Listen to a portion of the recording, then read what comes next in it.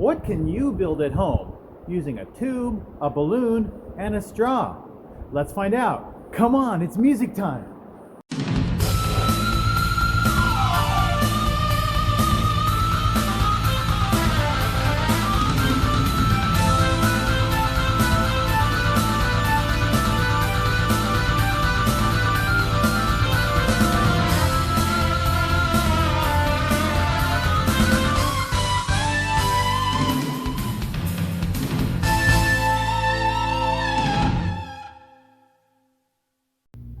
Hey everyone, Mr. Cobb here with our feature segment for episode 24 of Music Time.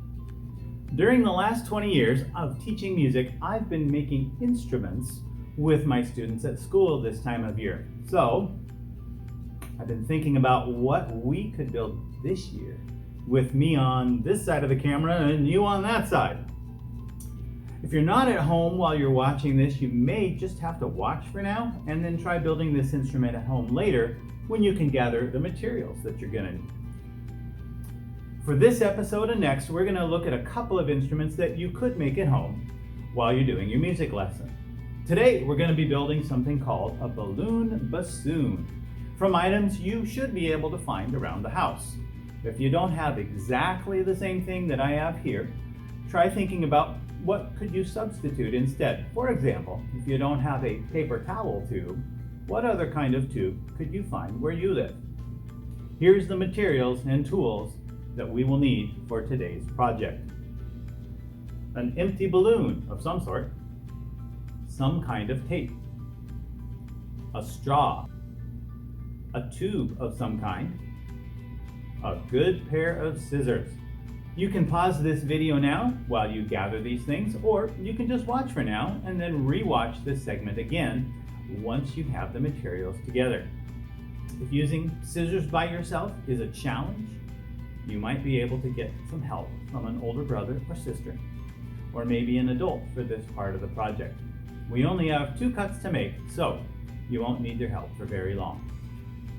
Once you have all the materials together, head to the next part of the video and we'll begin building our balloon bassoon. Got all your materials and tools? Great, here we go. Step 1, you're gonna cut off the small end of your balloon. My scissors didn't like to cut through rubber very well, so I sort of had to do it a bunch to get through it. But you're just gonna cut off that little mouthpiece that's on the balloon because it'll get in the way of a good tape seal when we tape it to our straw in a little bit. Step 2, you're going to cut off a little bit off of the big end of the balloon. Again, my scissors don't like cutting this rubber, so I had to kind of chew at it a little bit. You want to take off enough to make a big hole that's going to stretch over our tube, but you don't want to take off so much of the balloon that you don't have enough to work with. So I only took off about that much. You're ready for step number 3. Which is you're going to insert your straw into the small end of the balloon and you're going to tape it securely in place. We're going to be blowing through our straw later on and we don't want the balloon to slip off. So I'm going to put about that much through and you'll notice that my balloon is bigger than my straw. And so I'm just going to sort of fold it over and wrap it around. Once I have it on there, I'm going to hold on to it while I tape it. Here's my tape. And I'm just going to roll that tape around, make sure it's catching the balloon and the straw both. There we go. You are ready for step number 4. I'm using a short straw, but any size straw will do. If you have a long one, that's fine. For step 4, stretch the large end of the balloon over one end of your tube. It doesn't really matter which end of your tube you use. Take your balloon, stretch it out, sort of like a swim cap. If you've ever had to put one of those on, you stretch it over and then it just sort of snaps in place. You want some of it around the whole edge that you can tape on there. I didn't do that the first time when I made one of these, and so when I blew through it, the balloon came off of my tube. So you want to make sure that you tape that balloon down. Again, go all the way around it so that the air can't escape. The only place for the air to go is through the end of your tube. Well, We are done building our balloon bassoon. Now comes how to play it, or what we call technique. If you just blow into the straw, you'll probably get a sound like this. Not very satisfying. What you want to do is stretch the balloon so that when you blow air into it, the balloon is vibrating and makes a sound through the tube. Kind of like a foghorn. I find that if I hold the tube a little bit higher than my straw, it stretches the balloon nicely over the end of the tube. Now when you blow, you should get a noise something like this. You'll probably only get one note out of your balloon bassoon, but if you build more than one with different size tubes, you should be able to get different pitches. I built a short one, I built one with a shorter boom whacker, and I built one with a longer boom whacker. You may remember from past episodes of Music Time, we've talked about the size-pitch relationship that basically says if something is longer, it will make a lower sound. So a balloon bassoon made with a longer tube should make a lower pitch than a balloon bassoon made with a shorter tube. Let's try experimenting. Here's my short one. Here's kind of a medium-sized one. A little bit longer. And then my longest.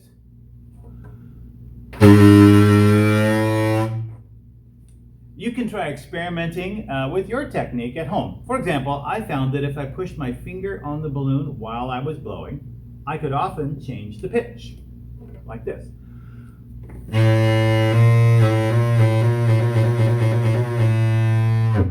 So, you could try experimenting with what happens if you pull the balloon tighter. What happens if the balloon is looser? You could experiment with different ways to play your balloon bassoon. You may even find a way to play it that I haven't even thought of yet. A word of caution. If you start feeling dizzy while you are playing your balloon bassoon, you've probably been playing it too long and you're ready for a break. And if you play it all day long, your parents will be ready for a break too. So, give this a try at home. Tell me how it went.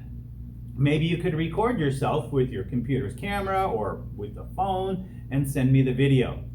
I may be able to include your video in next week's episode when I do the feature and we build a new instrument. So maybe I can use what you send me. Well, that's going to do it for our feature for Music Time today. Feel free to replay this segment if you need to hear the directions again for building your balloon bassoon. Remember, if you can, try sending me a recording of you playing your balloon bassoon. Maybe you can get mom or dad to make one too and record a short concert for me. Have fun building your instrument, and we'll see you next time.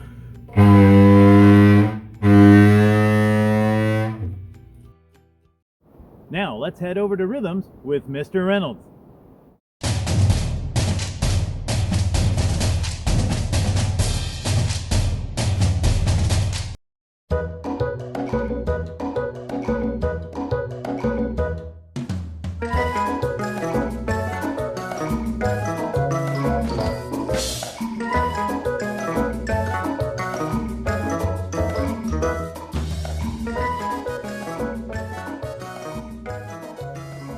Hello and welcome to Rhythms with Mr. Reynolds. Today we're going to do something a little bit different. We're going to take all of the rhythm practices that you've been doing in the past and we're going to take it to the next level. Instead of practicing little short rhythms, sort of separate from any other musical idea, we are going to practice rhythms that go along with a song that you already know. Okay? So today our song is going to be The Wheels on the Bus. This is what the sheet music to Wheels on the Bus looks like. We see there are 4 lines of music here. We see some symbols, some notes that we're used to. We see some tas, TT, ta, ta, and then over here we have a 2, 2, and if you skip all the way down here, we see a 3, 3. We have those different types of notes on this page. We also see some other symbols. Over here we see what's called a repeat sign. We've seen this sign before in Ms. Kramer's Treasure Hunt, as well as some rhythms with Mr. Cobb. and down here we see its pair. So there are 2 repeat signs. What that means is, as we sing through the song, we're gonna get to this repeat sign. And what that means is we're gonna bounce back from this repeat sign and we're gonna go all the way over here. The only note we're not gonna play is this one, because this note is not within the repeated area. So we're not gonna do this note. We're just gonna jump from here, straight back to here, and do the song again. Okay? That means we're gonna sing through the song 2 times. And if we look down here at the bottom, we see there's some interesting brackets here. This has a 1 in the corner, and this has a 2 in the corner. This is called a first ending, and this is called a second ending. And what those words mean is when we sing through the song the first time, we do the first ending. So we're gonna do this measure right here, 2, 2, 3, ta. And then we're gonna jump back up here because we're repeating. And then the second time we do the song, we're gonna go through the song and we're gonna go 2, 2, 3, and then we're done because this is the double bar, and the double bar means the song is over. So the first time through, we're gonna do this measure and go back to the beginning. The second time through, we're gonna skip this measure. We're not even gonna do it at all, and we're gonna jump right to the end, and then we're done. So that's what we call the road map. If you've ever gone on a trip before, you might have seen a map that shows you all the different roads that you might travel on. Well, on music, we have a map that tells us how the song is going to go, and this is our road map, okay? So when we do this song, I want you to sing the notes. We all know Wheels on the Bus. The wheels on the bus go round and round. We know the notes, but instead of singing the words, we're gonna sing the rhythms. Ta, ta, ti, ti, ta, ta, ta, ta, two, ta, ta, two, ta, ta. Okay, we're gonna do the whole song just like that. We all know the notes, and we're going to sing and clap the rhythms as we go through. 1, 2, 3. Ta, ta, ti, ti, ta, ta, ta, ta, two, ta, ta, two, ta, ta, ta, ta, ta, ti, ti, ta, ta, ta, ta, two, 2, 2, 3. Ta, ta, ti, ti, ta, ta, ta, ta, two, ta, ta, two, ta, ta, ta, ta, ta, ti, ti, ta, ta, ta, ta, two, 2, 2, 3. And we're done. Good job, boys and girls. Now I wonder, is there any other song that you listen to that you could clap and count the rhythms for? Could you figure out what those rhythms are? I think you can. You all are really good at this stuff. Well, thanks for joining me today for Rhythms with Mr. Reynolds. We'll see you next time. Bye-bye. It's time to check in with Mrs. Eyestone for today's Elements of Music. Let's go.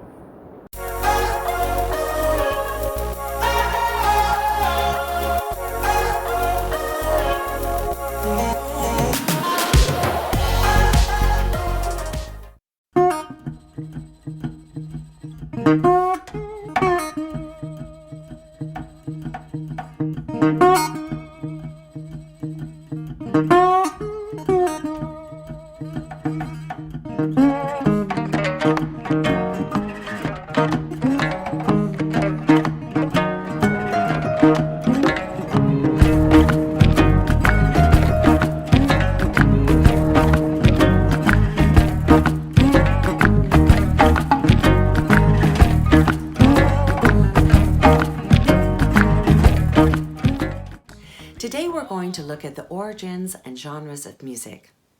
Origin is simply where something originated, and genre is a category or style of an art form. A few weeks ago, we looked at the significant contribution of African American music, and we'll definitely see that again today. But let's look more broadly and go back farther. Every culture around the world has music at its core, and it's been that way as far back as we can see. Each region of the world has its own musical history and unique sound. But in this age of technology, with the internet and social media, we have become even more musically connected as we share our sounds and styles which continue to blend and evolve. But let's back up through time to look into the origins of music. What will we discover? The first signs of humans inhabiting the earth were found in Africa. Historians and musicologists agree that music was there in the beginning and that the voice was the first human instrument. The oldest man-made instrument ever found was a flute made of bone discovered in a cave in southern Germany. It's carbon dated to be nearly 40,000 years old. What music sounded like then on that flute? We'll never really know because it wasn't written down. In those ancient times, humans began to tell their stories with hieroglyphics, pictures on the walls of caves. From those images, we can see dancing and music being played.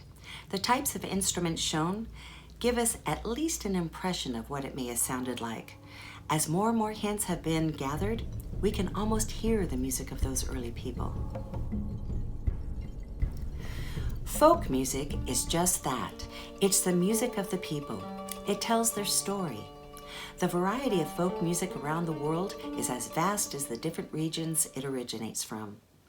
Folk songs reflect the issues, thoughts, and emotions of the time.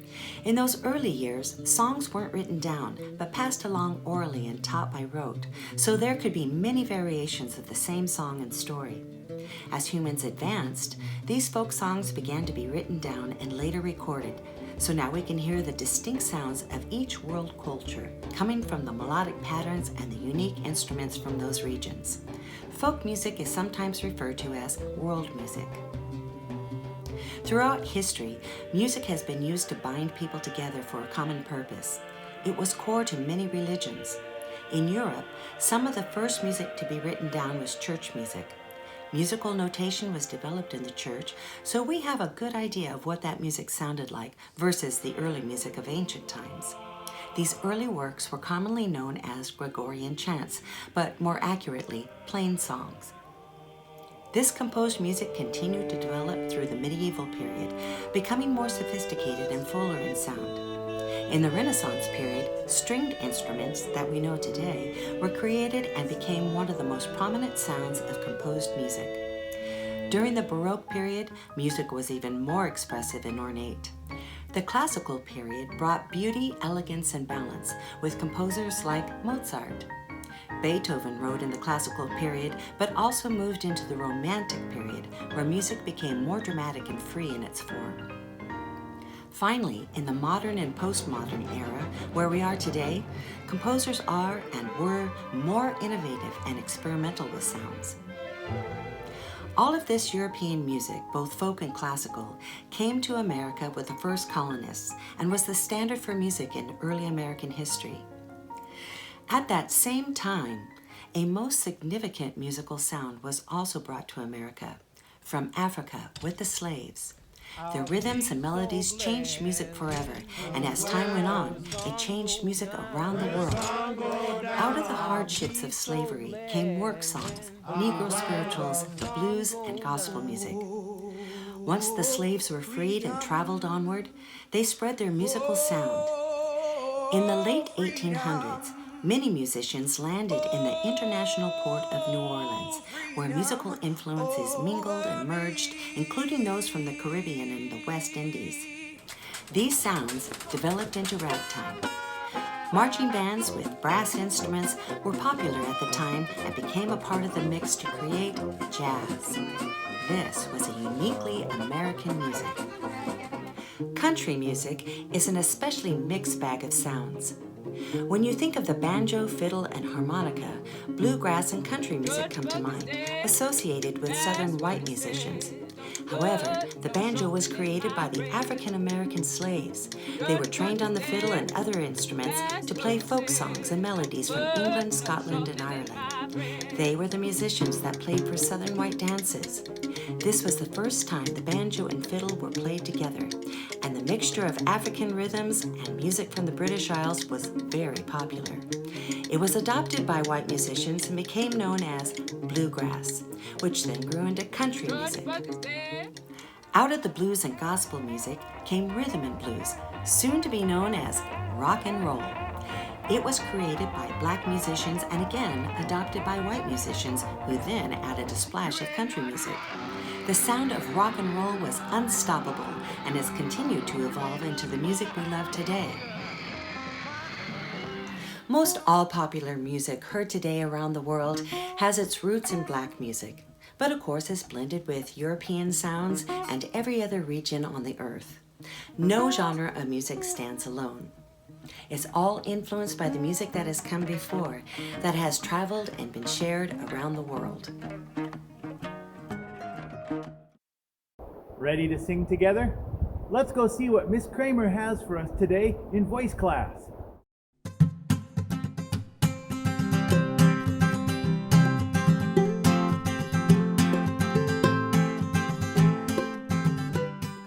Hey, greetings music lovers and those of you who love to sing. I'm Miss Kramer and I'm doing voice class this week. So we've done a lot of songs that are round songs and they're really fun to sing. And what's fun about them is that it is a great way to learn how to sing harmonies. So we've talked about that throughout the year. So I have another round song for you today and it's called Let Us Sing Together. It has 3 parts to it. And before we sing it in a round, which means that all the parts are singing the same thing, but now they're not singing them at the same time. So we know that from our other round songs this year. So one part will start singing, and then after they've sung a little bit, then the other part will come in singing the same thing, but starting at a different time. And then the other part comes in a little bit later. That's what makes it a round, right? So let's learn our 3 parts first. Here's part 1. Part 1 goes like this. Let us sing together, let us sing together, one and all a joyous song. Let us sing together, let us sing together, one and all a joyous song. Part 2 goes like this. Let us sing together, one and all a joyous song. Let's do that one more time. Let us sing together, one and all a joyous song. Part 3 sounds like this. Let us sing again and again. Let us sing again and again. Let us sing again and again. One and all a joyous song. Let's do that one more time. Let us sing again and again. Let us sing again and again. Let us sing again and again. One and all a joyous song. All right, so I'm going to put them all together. Now each part starts right after the next. There's no break in between the 2. All right, so let's see if we can sing it together. Here we go. 1, 2, 1, 2, 3, 4. Let us sing together, let us sing together, one and all a joyous song. Let us sing together, one and all a joyous song. Let us sing again and again. Let us sing again and again. Let us sing again and again. One and all a joyous song. Okay, so that's the whole song. Now what I'd like you to do is I want you to pause your video and I want you to go back and learn that. I didn't expect you to learn it just in hearing it, one time through. So the lyrics are on the screen. Go back and learn that before you come back around and try to sing it in a round. All right? Okay, we're back. So you got the song learned. Now we're going to put it in a round. So how this works is that the first time we do this round, the first part is going to sing. Let us sing together, let us sing together, one and all a joyous song. Right there is where the second part's going to come in, singing, let us sing together, right? When they get done, one and all a joyous song, then part 3 is going to start. The tricky part is that once you start, you don't stop, right? So even though other people are coming in and singing at the same time, you got to stay, I call it staying on your track, right? So it's like you're a train. You're staying on your track while others come in and kind of like go side by side with you. So you got to stay on your own track. All right, let's give it a go. You ready?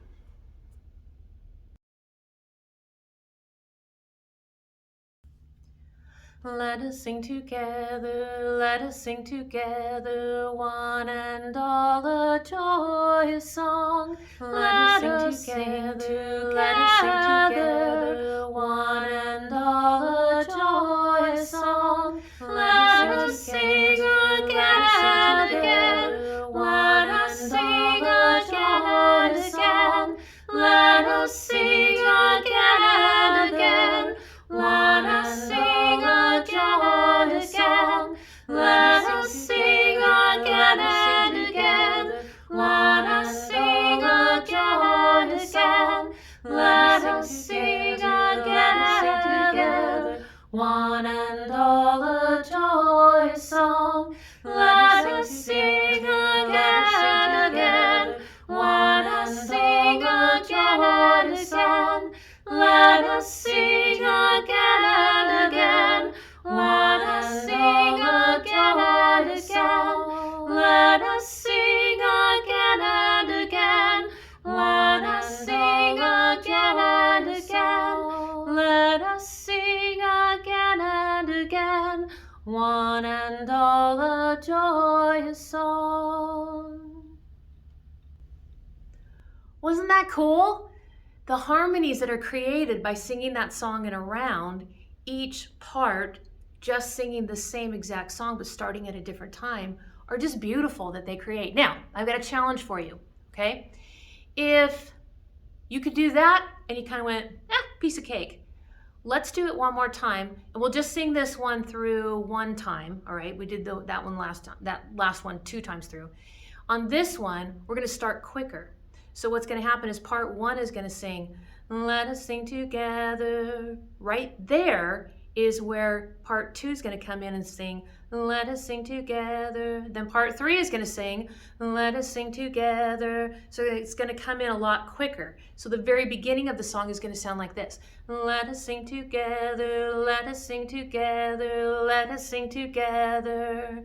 And then everybody keeps singing. So now our parts, our harmonies, our round is going to be closer together because they started closer together. Ready to give it a go? All right, let's do it. Let us sing together, let us sing together, let us sing together, let us sing together, let us sing together, let us sing together, let us sing again and again, let us sing again and again, let us sing again and again, let us sing again and again, one and all a joyous song. Well, how'd you do? Were you able to keep up with it? Part 1 is usually the easiest part to start with, but you still have to be concentrating really hard when those other parts come in. All right, my friends, that was an awesome time together. We'll see you next time. Take care. Let us sing again and again. Let us sing again and again. Let us sing again and again. Let us sing again. Well, that's going to do it for Music Time today. Hope you had as much fun as we did. We'll see you next time.